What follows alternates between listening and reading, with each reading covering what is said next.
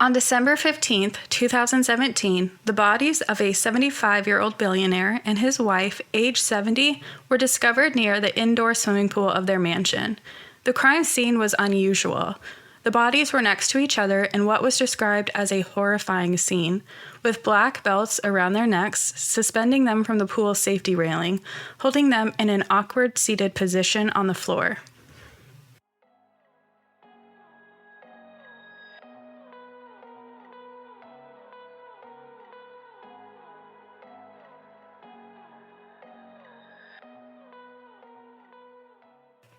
Welcome to Without a Trace. I'm your host, Jolynn. Every file holds a mystery. Every story deserves to be heard. This is Barry and Honey's story. Barry and Honey Sherman were described as beloved leaders and members of their community. The couple, who had buildings named in their honor, were known for their multi-million-dollar donations to hospitals, universities, charities, and Jewish organizations. The couple was among Canada's most generous philanthropists. Shortly before his death, Barry spoke of signing up to give to the Giving Pledge. The campaign, spearheaded by Warren Buffett and Bill and Melinda Gates, sees the world's richest people promise to give away the majority of their wealth, massively cutting the amount their families would inherit in the process. Barry Sherman was born on February 25, 1942, to Herbert and Sarah Sherman in Toronto. In 1951, when Barry's father died of a heart attack, the 9-year-old was taken in by his uncle Louis Winter, who ran the successful biochemical company Empire Laboratories. Barry spent his summers working for his uncle. He was academically successful and graduated with a degree in engineering physics at the University of Toronto. Honey's parents miraculously survived the Holocaust, and she was born on January 26, 1947, in an Austrian displaced persons camp. The family relocated to Toronto shortly after. In 1970, Barry met the love of his life, Honey, at the University of Toronto. She was cute, smart, and funny. The pair married in 1971 and shared 4 children together: Lauren, who was born in 1976, Jonathan, born in 1984, Alexandra, born in 1987, and Kaylin, born in 1990. Barry began working at Empire Laboratories in the 1960s, and he acquired the company after Louis and his wife Beverly died within 17 days of one another in 1965. 3 days after Beverly's death, Barry made a bid for the company and gave estate executors the Royal Trust just 24 hours to decide.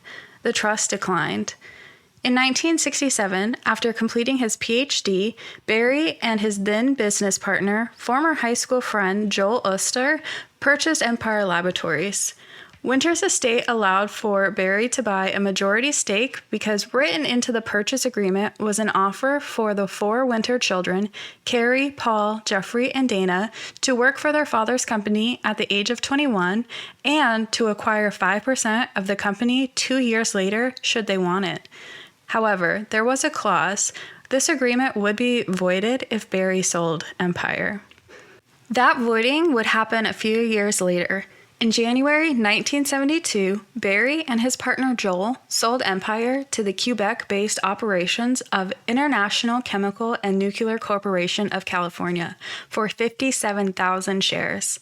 This transaction voided his agreement with the Winter estate, which was dependent on Barry having control of the company. A year later, Barry started Apotex with a few former Empire personnel.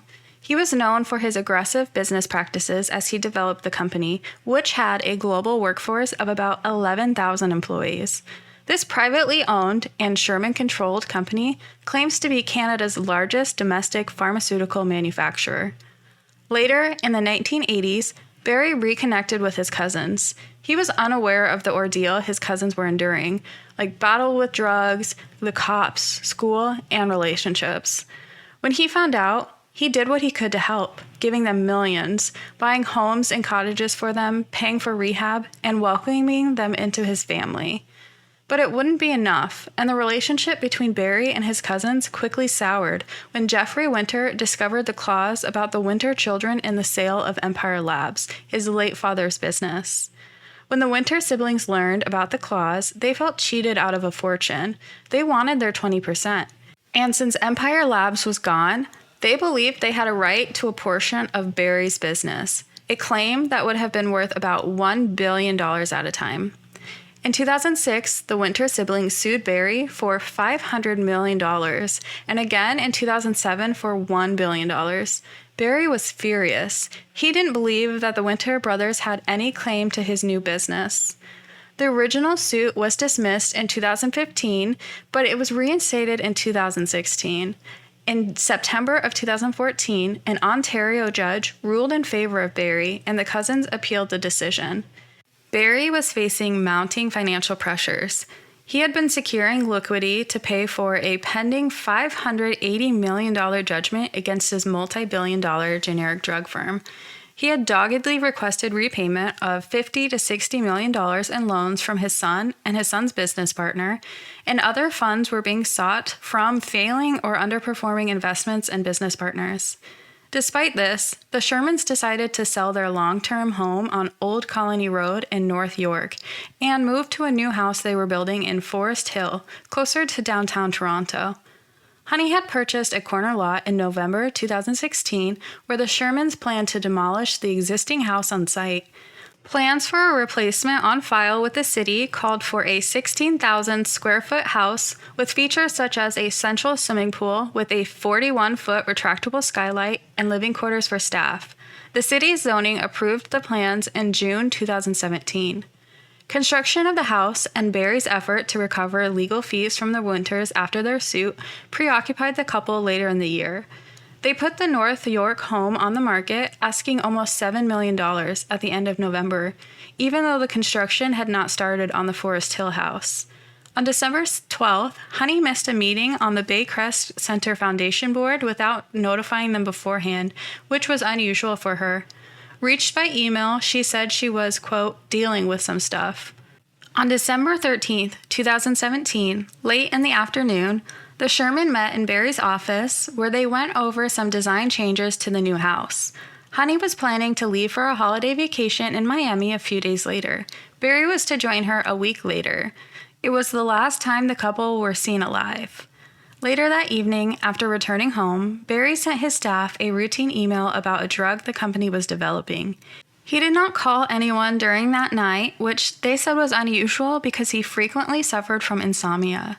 The next day, December 14th, he did not show up at work. Again, something that was out of the ordinary for him. The next morning, on December 15th, neither Barry nor Honey were expected to be at the home in the morning. The cleaning staff had already let themselves in when a pair of real estate agents arrived around mid-morning with a couple interested in the property. After showing them around the main story, the agents took the couple downstairs to the lap pool and hot tub. There, they discovered Barry and Honey's bodies on the floor next to the pool.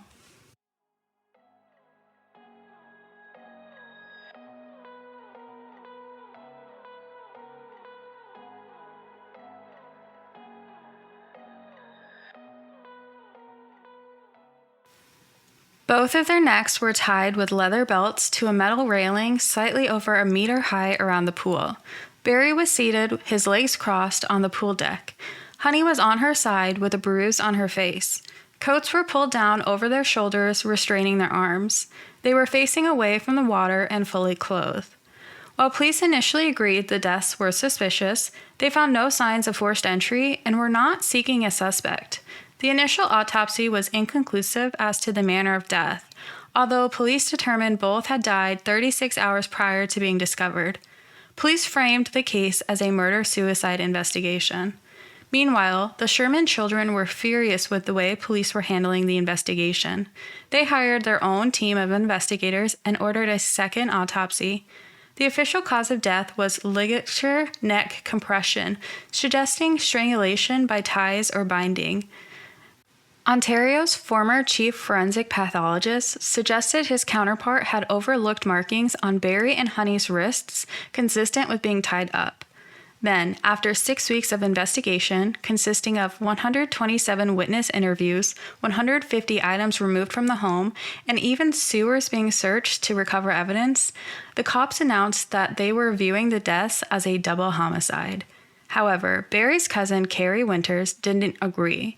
He insisted that the police will never make an arrest in the murders of Barry and Honey, explaining, quote, "It will never be solved because it never happened. There were no footprints in the snow, no fingerprints, no knives, no weapons.